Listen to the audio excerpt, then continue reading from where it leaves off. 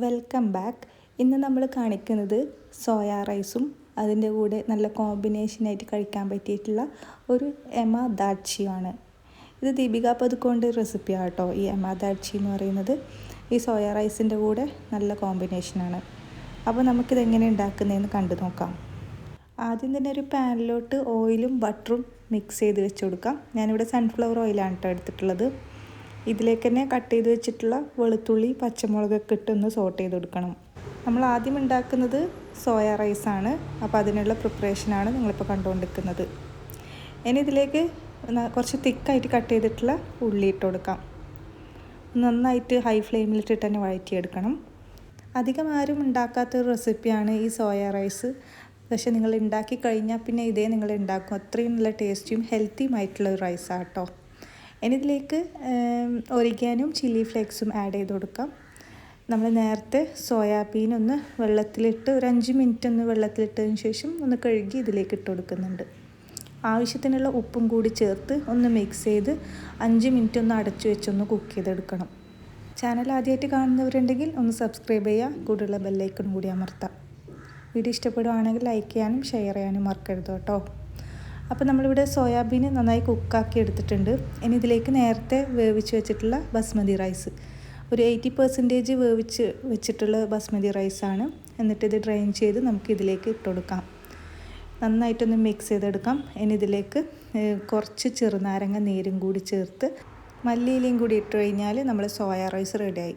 വളരെ പെട്ടെന്ന് ഈസി ആയിട്ട് നമുക്ക് കുട്ടികൾക്കൊക്കെ ബ്രേക്ക്ഫാസ്റ്റ് ആയിട്ടും സ്കൂളിലേക്കുള്ള ടിഫിൻ ബോക്സ് ആയിട്ടും നമുക്ക് ഈ റെസിപ്പി ഉപയോഗിക്കാം.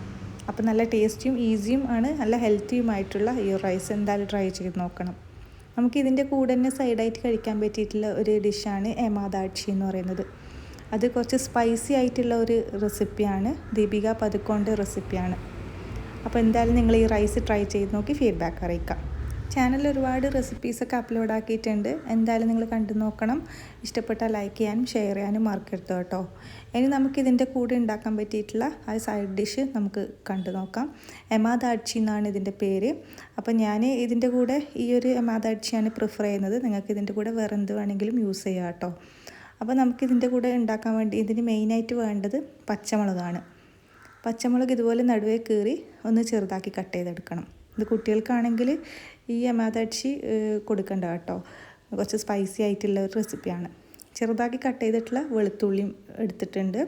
അപ്പോൾ പച്ചമുളകും വെളുത്തുള്ളിയും ഒന്ന് കട്ട് ചെയ്ത് വെച്ചിട്ടുണ്ട്. ഒരു പാനിലോട്ട് സൺഫ്ലവർ ഓയിൽ തന്നെയാണ് ഒഴിക്കുന്നത്. അതിലേക്ക് പച്ചമുളകും ഈ വെളുത്തുള്ളി ഒന്ന് സോട്ട് ചെയ്തെടുക്കണം. ഇനി ഇതിലേക്ക് കുറച്ച് വെള്ളമാണ് ചേർത്ത് കൊടുക്കുന്നത്. ഒന്ന് വെള്ളം കൂടി ചേർത്ത് ഒന്ന് തിളച്ച് വന്നാൽ നമുക്കിതൊന്ന് അടച്ചു വെച്ചൊരു 2 മിനിറ്റോളം ഒന്ന് തിളപ്പിച്ചെടുക്കണം. പച്ചമുളകിൻ്റെയും വെളുത്തുള്ളിൻ്റെയൊക്കെ ഒരു ടേസ്റ്റ് വെള്ളത്തിലൊന്ന് ഇറങ്ങി വരാൻ വേണ്ടിയിട്ടാണ്. അപ്പോൾ ഒരു 2 മിനിറ്റും കൂടി ഒന്ന് അടച്ചു വെച്ച് ഇതൊന്ന് കുക്ക് ചെയ്തെടുക്കാം. ഇതൊരു ഡിഫറെൻ്റ് ആയിട്ടുള്ളൊരു ടേസ്റ്റാണ് പച്ചമുളകിൻ്റെയും വെളുത്തുള്ളിൻ്റെയും. അതുപോലെ തന്നെ നമ്മളിതിലിനി ചേർക്കാൻ പോകുന്നത് സ്ലൈസ് ചീസാണ്.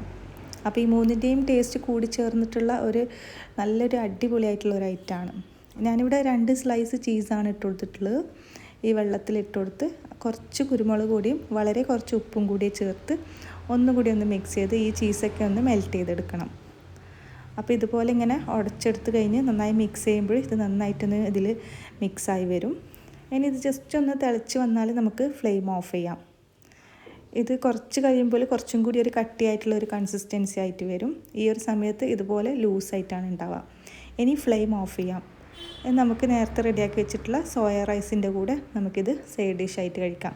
ഞാൻ പറഞ്ഞിട്ടില്ലേ, ഇപ്പോൾ കുറച്ച് കട്ടിയായിട്ടാണിത് വന്നിട്ടുള്ളത്. അപ്പോൾ നല്ല ടേസ്റ്റിയും ഈസിയുമായിട്ടുള്ള ഈ റെസിപ്പി നിങ്ങൾ എന്തായാലും ട്രൈ ചെയ്ത് നോക്കുക കേട്ടോ. കുട്ടികൾക്കാണെങ്കിൽ എരിവ് കുറച്ചിട്ട് നമുക്ക് ഈ എമ ദാൽച്ചി ഉണ്ടാക്കി കൊടുക്കാം. ട്രൈ ചെയ്ത് നോക്കി ഫീഡ്ബാക്ക് അറിയിക്കാം. ചാനൽ ആദ്യമായിട്ട് കാണുന്നവരുണ്ടെങ്കിൽ ഒന്ന് സബ്സ്ക്രൈബ് ചെയ്യുക, കൂടുതൽ ബെല്ലൈക്കൺ അമർത്തി ഓൾ എന്ന ഓപ്ഷൻ ക്ലിക്ക് ചെയ്യണം. ചാനലിൽ ഒരുപാട് വീഡിയോസൊക്കെ അപ്ലോഡ് ആക്കിയിട്ടുണ്ട്. കാണാത്തവരുണ്ടെങ്കിൽ കണ്ടു നോക്കാം. ഇഷ്ടപ്പെട്ടാൽ ലൈക്ക് ചെയ്യാനും ഷെയർ ചെയ്യാനും മറക്കരുത്. അടുത്ത വീഡിയോ ആയിട്ട് വീണ്ടും വരുന്നതായിരിക്കും.